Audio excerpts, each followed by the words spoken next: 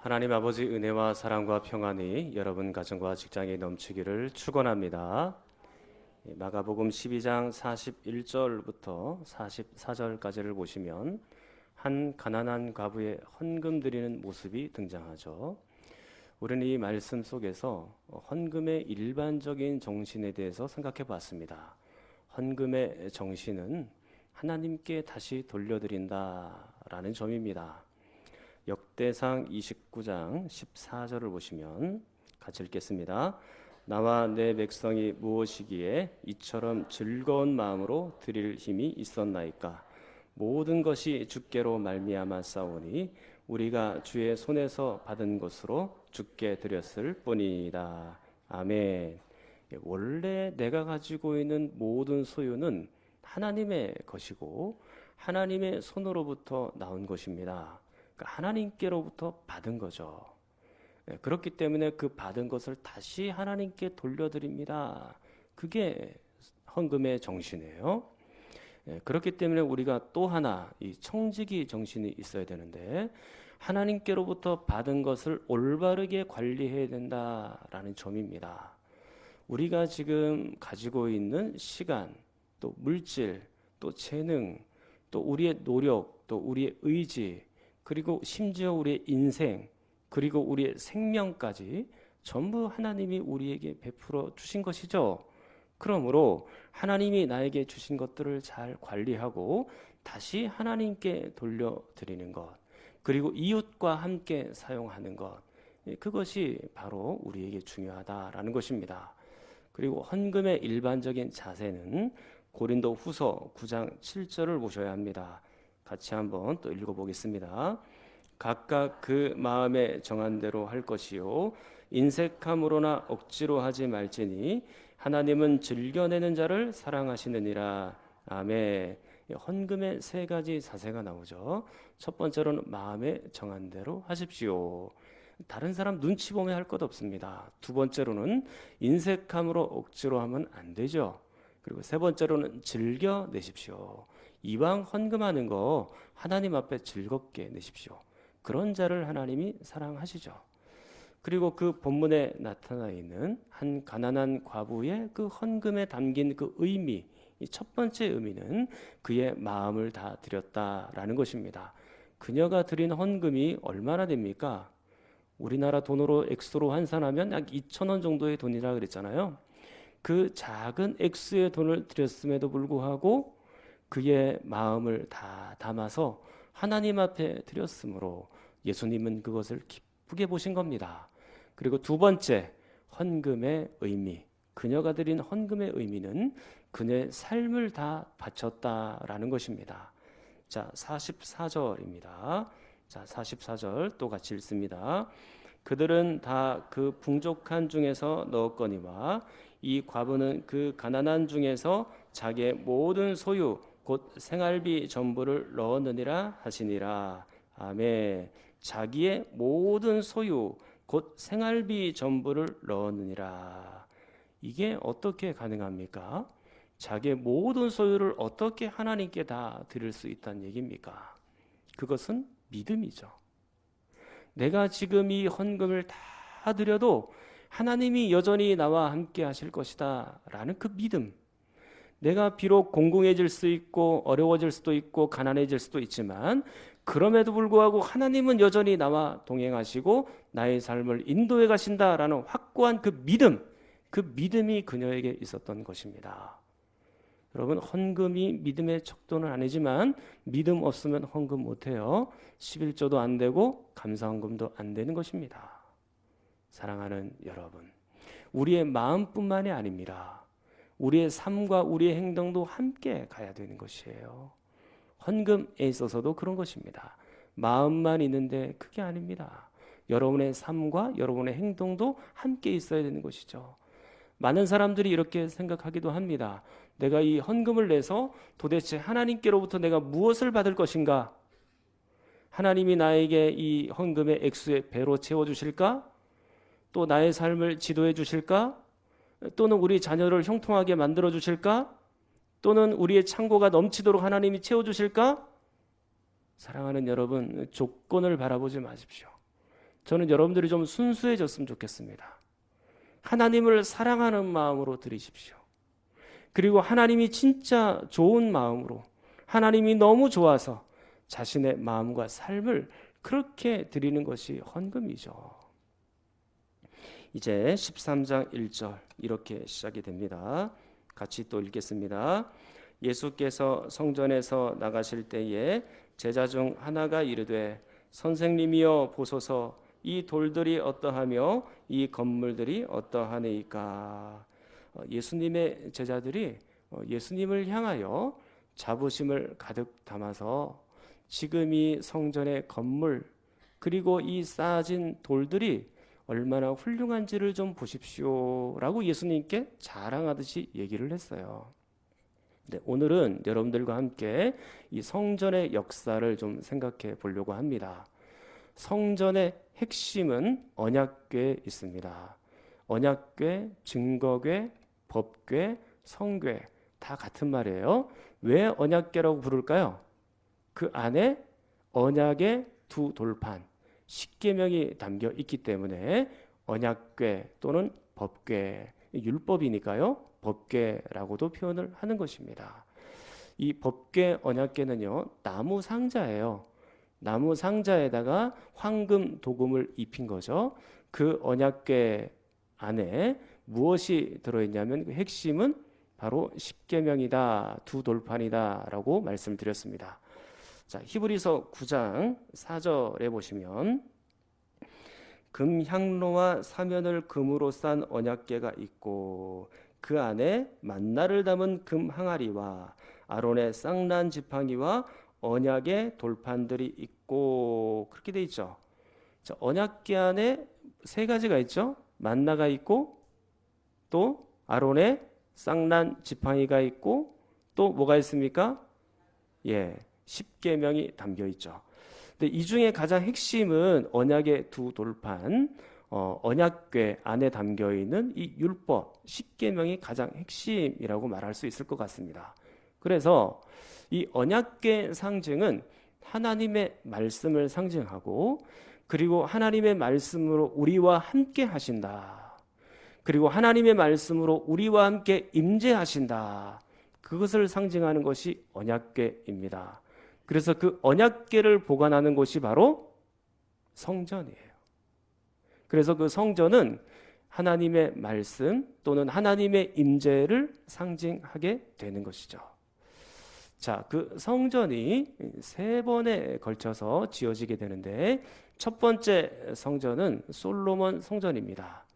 솔로몬이 이 성전을 7년간 건축하게 되죠.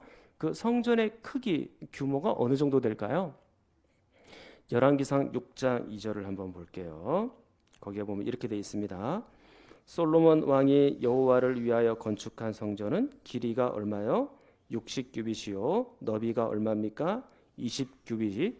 그리고 높이는 30규빗입니다. 이것은 뭐 마당이나 뜰 그런 것들을 뺀 순수한 건물의 크기를 말하는 것인데 규빗이라는 것이 이 팔꿈치에서 손끝까지의 거리를 1규빗이라고 하는 것입니다. 그래서 약 45cm 정도가 되는데요. 자, 지금 이 성전의 길이가 60규빗 그랬으니까 이것을 환산해 보면 약 27m 정도, 그리고 이 너비는 9m, 높이는 약 13m 정도가 되는 크기입니다. 그래서 높이가 13m 정도니까 이게 한 4층, 5층 정도의 건물, 뭐 그 정도 건물이 될 것 같아요. 사실 고대에 그 정도 건물을 지었으면 사실 잘 지은 것입니다. 그런데 380년 뒤에 이 솔로몬 성전이 철저하게 파괴가 되고 불타는 일들이 생깁니다. 바벨론 사람들이 침입하여 이 성전을 완전히 불태워 버렸죠. 자, 성경 열왕기하 25장 8절 9절에 보면 바벨론 왕 느부갓네살의 19째 해 5월 7일에 바벨론 왕의 신복 12대장 느부사라단이 예루살렘에 이르러, 그러니까 예루살렘에 침공을 한 겁니다. 여호와의 성전과 왕궁을 불사르고 예루살렘의 모든 집을 귀인의 집까지 불살랐으며 그렇게 돼 있죠. 성전이 불타버린 거예요. 굉장히 슬픈 역사입니다. 표면적으로는 지금 바벨론 외세에 의하여 성전이 불탄 것처럼 보이지만 실은 하나님께서 그 성전을 심판하신 것입니다. 하나님께서 그 성전에서 가득하게 임재 계시지 않고 그 성전을 떠나버리시고 그 성전을 바벨론에 의하여 파괴되도록 그냥 허락하신 것이죠. 심판으로 넘겨준 겁니다. 이것이 어떻게 가능했냐? 이스라엘의 죄악 때문이죠. 그들은 하나님의 말씀을 거절하였고 그 안에서 우상을 섬겼으며 이웃을 학대하는 그런 죄악들을 계속해서 반복했죠. 그러니까 하나님께서 참고 참으시다가 그 솔로몬 성전을 완전히 화재로 불타 없어지게 한 겁니다. 그리고 이제 두 번째 성전이 들어서는데 이걸 제2성전이라고도 합니다. 수룹바벨 성전 그렇게 표현하죠. 이스라엘 백성들이 이제 이 솔로몬 성전이 완전히 무너지고 바벨론의 포로로 끌려가죠. 바벨론 포로로 끌려갔다가 70년 뒤에 다시 고국으로 돌아오게 됩니다. 그리고 수룹바벨을 중심으로 해서 성전이 생겨나게 되죠. 근데 그 성전의 규모를 보니까 예전의 솔로몬의 성전보다는 너무나도 작은 것이에요. 학개 2장 3절. 너희 가운데 남아있는 자 중에서 이 성전의 이전 영광을 본 자가 누구냐? 이제 이것이 너희에게 어떻게 보이느냐? 이것이 너희 눈에 보잘것없지 아니하냐? 그러니까 솔로몬 성전에 비하면 지금 이 수룹바벨 성전은 너무나도 보잘것없이 작게 보인다라는 점입니다. 그렇기 때문에 이 솔로몬 성전이 서 있었을 때를 기억하던 노인들과 레위 사람들은 이 모습을 보면서 너무 통곡을 한 거예요. 자, 에스라 3장 12절. 제사장들과 레위 사람들과 나이 많은 족장들은 첫 성전을 보았으므로 이제 이 성전의 기초가 놓임을 보고 대성통곡하였으나 여러 사람은 기쁨으로 크게 함성을 지르니. 젊은 사람들은 이제 바벨론 포로로 돌아왔고 이제 하나님의 성전이 세워지게 됐으니 야, 하나님이 우리와 또 함께 하시고 임재해 계시는구나. 그렇게 기뻐하면서 마음껏 함성을 지르고 감사했지만 그러나 예전에 솔로몬 성전을 기억했던 로인과 레위 사람들과 족장들은 지금 어떻게 하고 있습니까? 대성통곡하고 있죠. 야, 지금 이것이 옛날의 성전에 비해서는 규모가 너무나도 작구나. 그 성전의 기초를 보고 지대를 보니까 너무나도 규모가 초라하구나. 그렇게 느낀 것입니다. 그러나 하나님은 성전의 규모와 크기로 재단하고 평가하는 분이 아니에요. 성경을 다시 보십시오. 학개 2장 7절. 이제 하나님이 직접 말씀하십니다. 자, 같이 한번 읽어볼게요. 또한 모든 나라를 진동시킬 것이며 모든 나라의 보배가 이르리니 내가 이 성전에 영광이 충만하게 하리라. 만군의 여호와의 말이니라. 아멘. 이 성전, 지금 수룹바벨 성전에 영광이 충만하게 하리라 그랬습니다. 자, 다시 9절을 보십시오. 9절 또 읽습니다.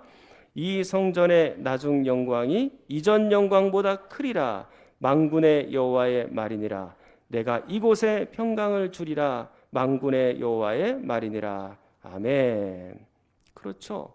비록 사람들의 눈에 보기에는 수룹바벨 성전이 매우 초라하게 보이지만 그러나 하나님께서 어떻게 하시겠다고 말씀합니까? 하나님의 영광을, 하나님의 임재를 그곳에 가득하게 있게 하겠다. 오히려 이전 영광, 솔로몬의 그 성전의 영광보다 지금의 영광이 훨씬 더 크리라. 하나님께서 직접 그렇게 말씀하시는 거예요. 사랑하는 성도 여러분, 그렇다면 교회 건물의 크기, 성전의 크기, 사이즈, 그리고 얼마나 많은 사람들이 모이냐, 시설, 그런 것 가지고 하나님이 교회를 평가하시는 것이 아니다라는 것이 여기에서 지금 증명되고 있지 않습니까? 그러면 뭐가 중요한 것입니까? 교회 이 예배당 안에, 그리고 여러분의 심령 안에 하나님이 임재해 계시냐 안 계시냐, 그게 훨씬 중요한 것입니다. 하나님께서 우리 가운데 임재해 계시려면 어떻게 해야 될까요? 물론 우리가 노력하고 애를 쓴다고 해서 하나님의 임재, 하나님의 영광을 우리 스스로 붙잡을 수 있는 것은 아니에요. 그러나 우리도 해야 합니다. 거룩해져야 됩니다. 우리가 하나님 말씀에 관심을 좀 더 깊이 두어야 합니다. 하나님의 말씀은 강단에서 바르게 선포가 되어야 하고, 그리고 하나님 말씀에 여러분들은 그것을 제대로 반응하고 잘 듣고 하나님의 말씀대로 순종하는 사람이 되어야 되는 것이죠. 하나님의 말씀이 증거될 때 그것을 가로저으면 안 됩니다. 하나님의 말씀을 바르게 들으십시오. 바르게 듣고 바르게 순종할 때 하나님의 임재가 이곳에 있는 거예요. 그렇지 않으면 하나님의 영광은 떠나가고 맙니다. 세 번째 성전이 바로 오늘 마가복음 13장 1절에 있는 성전이에요. 헤롯 성전이라고도 표현하고요. 수룹바벨 성전이 계속해서 남아 있었기 때문에 자, 헤롯 성전은 이 바벨 성전 터 위에 짓게 되는 것입니다. 네, 그렇기 때문에 이것을 그냥 제2성전이라고도 부르기도 하고, 그리고 이 개축하고 증축한 것이 너무나도 어마어마했기 때문에 제3성전이라고도 표현을 해요. 근데 이 규모가 도대체 어느 정도냐? 이게 기간만 따져도 그전에는 뭐 한 7년, 20년 이렇게 성전을 지었어요. 근데 이 성전은 무려 85년을 지었습니다. 그러니까 지금 이 제자들이 보고 있는 성전은 46년째 성전이 지어지고 있는 거예요. 그러니까 아직도 성전이 지어지려면 멀었어요. 그런데도 불구하고 제자들은 이 성전의 규모를 놓고 굉장히 감탄을 하고 있었던 것입니다. 그 규모와 크기를 보면 솔로몬 성전보다 약 3배 정도의 높이가 큽니다. 아까 이 높이가 13m라 그랬죠? 솔로몬 성전은. 근데 이 헤롯 성전은 약 36m 정도예요. 그러니까 아파트 크기로 하면 약 15층 건물 정도입니다. 그러니까 지금 2000년 전에 15층 건물을 올리는 것이 쉽겠어요? 어렵겠어요? 네, 어렵죠. 근데 그것을 해낸 겁니다. 그리고 마당들도 약 2배로, 솔로몬 성전보다 2배로 넓힌 거예요. 이 직사각형이 아니라서 평균적으로 제가 말씀드립니다만 남북으로 치면 약 450m, 그리고 동서로 치면 약 300m. 그러니까 예루살렘 구시가지의 6분의 1을 차지하는, 성전만 시가지의 6분의 1이에요. 그러니까 엄청난 건물을 짓고 만든 것이죠. 그리고 그 돌의 크기를 보니까 지금 그 제자들이 돌들의 크기가 어떻습니까? 라고 표현했잖아요. 그러니까 이 돌들의 크기가 보통은 아닌데 큰 것은 한 20m, 길이가 20m, 높이가 2m. 그러니까 그 통으로 된 그 돌을 갖고 와서 그 성전을 지은 거예요. 엄청나게 큰 돌을 끌고 온 거죠. 그걸 어떻게 끌고 왔는지도 참, 그걸 어떻게 쌓았는지도 참 그게 신비한 거예요. 그리고 돌뿐만 아니라 밖에 외부에는 대리석으로 하얀색으로 다 구성을 하고, 또 중요한 부위에는 황금색 금을 입혀서 이 햇빛이 비치면 감히 쳐다볼 수도 없을 만큼 그렇게 찬란한 성전으로, 아주 웅장한 성전으로 그 성전을 지은 것이죠. 그런데 예수님께서 지금 뭐라고 대답하시는지를 보십시오. 제자들이 그것을 자랑했을 때 예수님이 마가복음 13장 2절 이렇게 말씀하십니다. 같이 읽어보겠습니다. 예수께서 이르시되 내가 이 큰 건물들을 보느냐? 돌 하나도 돌 위에 남지 않고 다 무너뜨려지리라 하시니라. 아멘. 그래, 이 건물이 매우 크게 보이고 웅장하게 보이지. 그러나 내가 심판을 예고하는데 이것을 완전히 무너뜨릴 거야. 그렇게 말씀하세요. 20m나 되는 큰 돌들이 있지만 돌 위에 돌 하나도 남지 않고 완전히 다 무너질 거야. 예수님께서 심판을 예고하고 있는 것이죠. 실제로 주후 70년에 로마의 디도 장군이 와서 실제로 이 성전을 완전히, 헤롯 성전을 다 무너뜨립니다. 지금 굉장히 안타깝게도 여러분들이 예루살렘을 찍은 사진을 인터넷으로 나중에 검색을 해보시면 거기에 특징적인 건물이 하나 나옵니다. 황금돔이 딱 보입니다. 그 황금돔이 지금은 성전이 아니에요. 기독교 성전이 아니고요. 지금은 이슬람의 모스크 사원입니다. 그러니까 지금은 그렇게 돼 있는 거예요. 이것은 철저한 하나님의 심판이라고 말씀드릴 수 있습니다. 비록 표면적으로는 로마에 의해서 이 헤롯 성전이 무너진 것처럼 보이지만 하나님이 심판하셔서 지금 이 성전이 무너질 것이다 라고 말씀하고 있는 것이죠. 솔로몬 성전 때 하나님의 임재가 떠나가고 그리고 그들이 진짜 완전히 성전이 무너지게 된 것처럼 지금 또 한 번 성전은 처절하게 심판을 당하고 역사가 되풀이되고 있는 중입니다. 그 헤롯 성전이 무너질 때 모습을 묘사한 사람이 있는데 역사가 요세푸스라는 사람이 있어요. 유대 전쟁사라는 책이 있는데요. 한 7권 정도 이렇게 지은 책이 있습니다. 거기에 보면 이렇게 기록이 되어 있습니다. 제가 한번 읽어드릴게요. 하나님께서는 오래전부터 성전이 화염에 휩싸이도록 심판을 내리셨다. 그러니까 솔로몬 성전이 불타 없어졌잖아요. 그걸 말하고 있는 겁니다. 그러나 이제 그 운명의 날 바벨론 왕에 의하여 성전이 불태워진 주기가 다시 돌아왔다.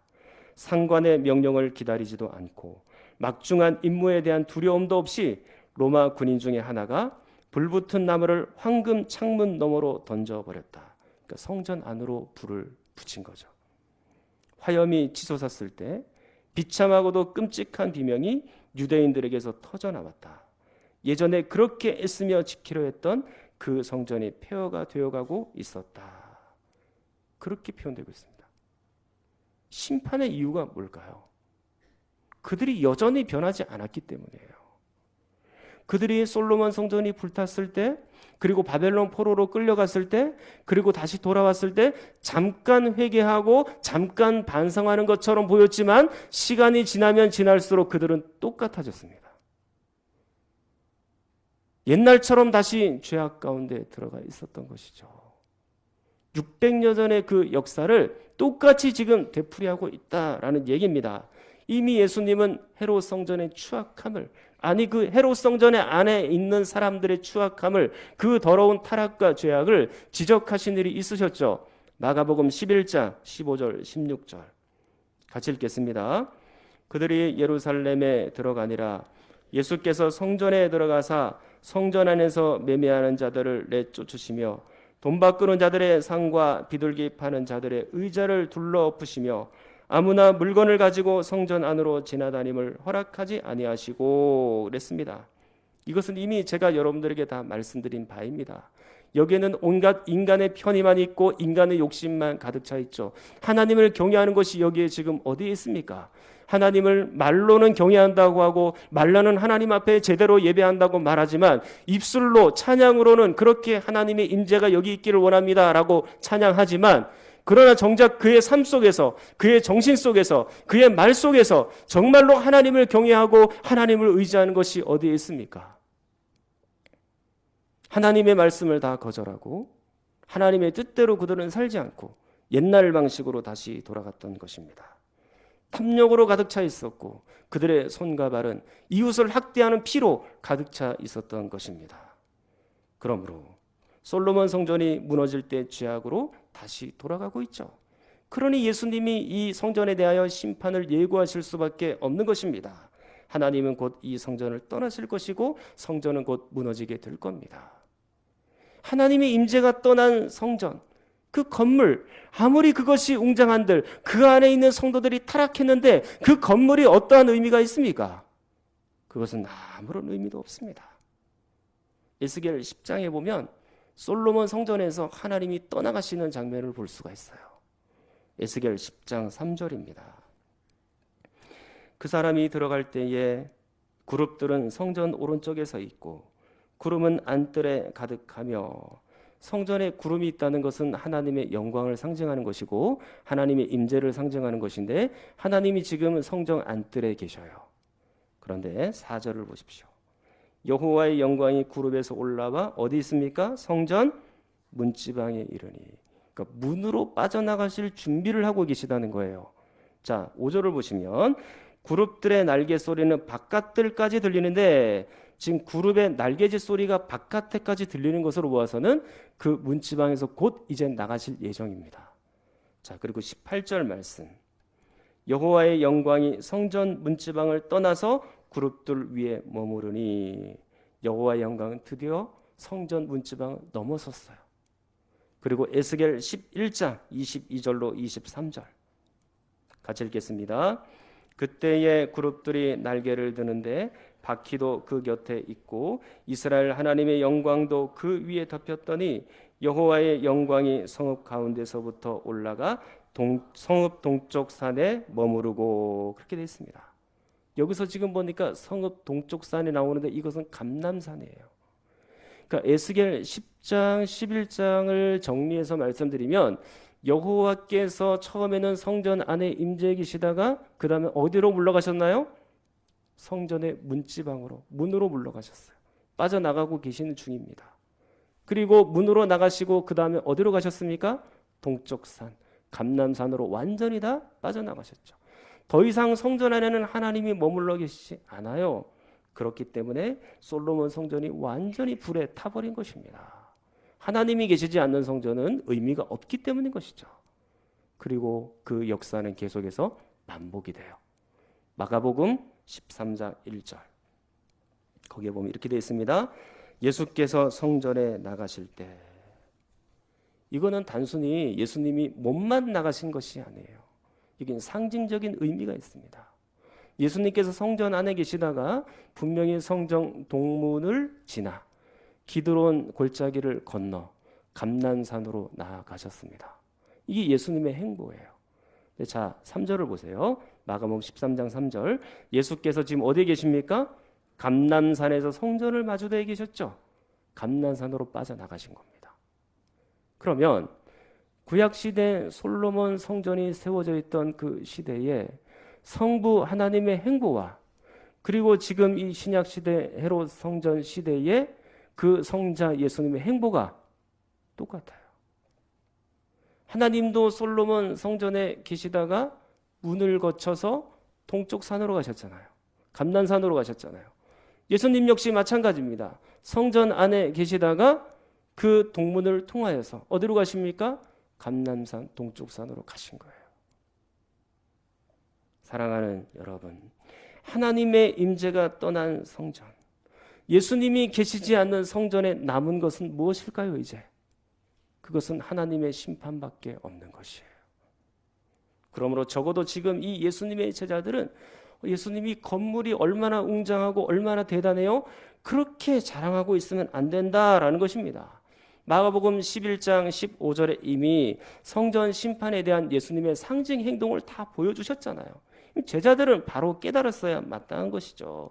그런데 건물이라 자랑하고 있으면 안 됩니다.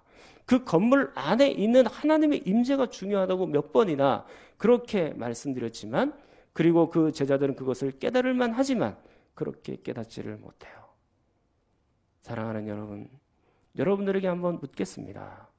우리 교회 예배당 안에 하나님의 임재가 있기를 원하십니까? 예수님이 충만히 계시기를 원하십니까? 그러려면 우리가 변해야 돼요. 우리가 달라져야 됩니다. 지금도 여러분들은 훌륭한 신앙을 갖고 있는 분들이 있지만 더 훌륭해지셔야 되고 더 성숙해지셔야 되는 것입니다. 여러분들이 더 거룩하게 변해가야 되는 것이에요. 더 깊이 있게 하나님을 경외해야 되는 것입니다.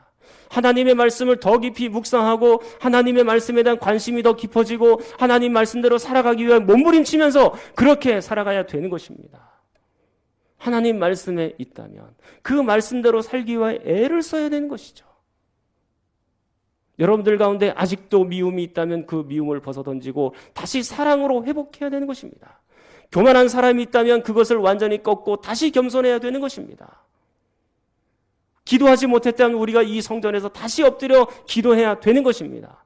그래야 하나님의 영광과 임재가 이곳에서 떠나지 않으시죠. 매일 우리가 건물 크기나 자랑하고 사람이 몇 명이나 모였는지 그것 가지고 하나님께서 그곳에 임재해 계신 줄 아십니까? 그렇지 않아요. 제가 참 안타까운 게 뭐냐면 그 종교 서적이나 기독교 서적이나 기독교 언론들을 보면 대부분 겉모습만 가지고 교회를 판단을 해요. 교회 숫자가 많이 모이면 언론의 표적이 됩니다. 그래서 언론이 가서 취재도 하고 신문에도 실어주고 막 책도 내고 막 그래요. 300명에서 1000명이 된 교회, 2000명이 된 교회 이렇게 부흥했습니다라는 걸 막 실어줘요. 저는 그게 좀 안타까워요. 왜냐하면 그것을 사람들이 모일 때 세상적인 방식과 인간적인 방식으로 모였는지 아니면 진짜 하나님 말씀만으로 그곳에 사람들이 모였는지 그 구분을 해야 되거든요. 근데 구분이 없이 그냥 사람만 많이 모이면 그냥 막 신문에 실는 거예요. 그것을 부흥이라고 말하는 것이에요. 그러나 아무리 많이 모여보십시오. 그 안에 성도들의 영적인 수준이 미친데 하나님이 그곳에 계십니까? 그 성도들이 여전히 미성숙하고 그 성도들이 여전히 하나님 말씀에 대한 관심도 없고 하나님의 말씀대로 실천하지도 못하는데 그곳에 하나님이 계실 수 있겠습니까? 아무리 많이 모이고 아무리 헤롯 성전처럼 웅장하게 그 교회를 지었다 할지라도 하나님이 계시지 않을 수도 있습니다. 그러므로 우리는 날마다 하나님 말씀으로 개혁되어야 되는 것이에요. 이게 종교개혁의 정신이에요. 왜 종교개혁입니까? 개혁이라는 말이 붙잖아요. 하나님의 말씀으로 우리가 틀린 것이 있으면 지금이라도 개혁되고 바꿔야 되는 것입니다. 우리의 전통이 틀렸으면 그걸 하나님 말씀으로 바꿔야 돼요. 우리가 뭔가 잘못되어 있으면 그걸 하나님 말씀으로 바꿔야 됩니다. 우리의 마음도 바꾸고 거친 입도 바꿔야 되고 우리의 거친 삶, 질서 없는 삶도 완전히 다 바꿔야 되는 것입니다. 개혁되어야 되는 거예요. 그래야 하나님의 임재가 여기에 머물러 있을 수 있는 것이죠. 이제 말씀을 맺겠습니다. 이스라엘 백성들에게 그 성전은 인생의 중심이에요. 그리고 신앙의 중심이에요. 그냥 삶의 일부분이 교회가 아니에요. 삶의 일부분이 아니고 그 성전을 그냥 인생의 중심으로 딱 놓고 성전 주변에서 딱 사는 거예요, 다들. 그런데 건물만 사랑하면 안 돼요. 그 안에 하나님이 임재해 계신 것, 그것을 사모해야 되는 것입니다. 그래야 심판이 일어나지 않는 거예요. 우리 교회 역시 마찬가지죠. 우리의 인생의 중심, 우리 신앙의 중심은 이 교회를 중심으로 형성되어야 맞습니다. 그리고 이 건물만 사랑하면 안 됩니다. 이 건물 안에 하나님이 임재해 계신가? 여러분들 한 명 한 명이 진짜 하나님의 임재가 머물러 있는가? 물론 여러분들 속에 하나님이 계시지만 하나님이 활동하시지 않으실 수도 있어요. 그 얼마나 비참한 것입니까? 여러분 안과 우리 교회 예배당 안에 하나님의 임재가 있어야 진짜 이것이 제대로 된 교회일 수 있는 것입니다. 사랑하는 여러분, 여러분들은 날마다 말씀으로 새롭게 되고 말씀에 비추어 여러분들의 삶을 바꾸셔서 우리 교회 안에 하나님의 임재, 하나님의 영광이 가득한 그런 교회가 될 수 있기를 간절히 축원합니다. 통성으로 기도하겠습니다. 하나님 아버지, 우리 교회 안에 하나님의 임재가 떠나지 않게 하여 주시옵소서. 하나님의 심판을 두려워하게 하시고 대충 생각하고 대충 살아가지 않도록 하시고 매 순간마다 하나님의 뜻을 생각하고 하나님의 말씀을 떠올리며 거기에 합당한 삶을 살게 하여 주시옵소서. 몸과 마음이 아픈 분들을 위해서도 함께 기도합니다.